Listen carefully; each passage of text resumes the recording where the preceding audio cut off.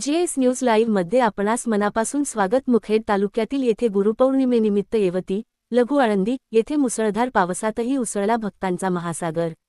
मुखेड येवती गुरुपौर्णिमेच्या पावन पर्वानिमित्त श्री परमपूज्य सद्गुरू नराशाम महाराज मठ संस्थान, येवती, लघु आळंदी, तालुका मुखेड येथे आज दिवसभर अत्यंत भक्तिमय, मंगलमय आणि उत्साहपूर्ण वातावरण पाहायला मिळाले.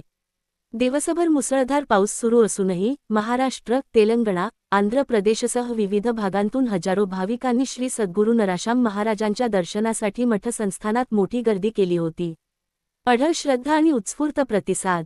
पावसाची कोणतीही पर्वा न करता भाविकांनी श्री सद्गुरू नराशाम महाराजांच्या पवित्र समाधीचे दर्शन घेऊन सद्गुरूंचा कृपाशीर्वाद प्राप्त केला. भक्तांच्या या अढळ श्रद्धेने आणि गुरुभक्तीने संपूर्ण परिसर भक्तिरसाने ओतप्रोत भरून गेला होता. प्रत्येक भक्ताच्या चेहऱ्यावर सद्गुरूंच्या दर्शनाचा आनंद आणि अंतःकरणात भक्तिभावाची अनुभूती स्पष्टपणे दिसून येत होती. दिवसभर नामस्मरण, प्रार्थना आणि विविध धार्मिक कार्यक्रमांनी हा पवित्र उत्सव अत्यंत श्रद्धा व समर्पणाच्या भावनेने पार पडला. महाप्रसादाचा हजारो भाविकांकडून लाभ. या शुभ प्रसंगी मठ संस्थानाच्या वतीने आलेल्या सर्व भाविकांसाठी महाप्रसादाची उत्तम व्यवस्था करण्यात आली होती.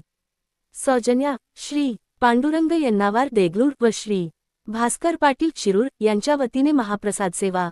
नियोजन. मठ संस्थानातील सेवेकऱ्यांनी अत्यंत निस्वार्थ भावनेने, शिस्तबद्ध नियोजनाने आणि प्रेमपूर्वक सेवा देत प्रत्येक भाविकापर्यंत महाप्रसाद पोहोचविला.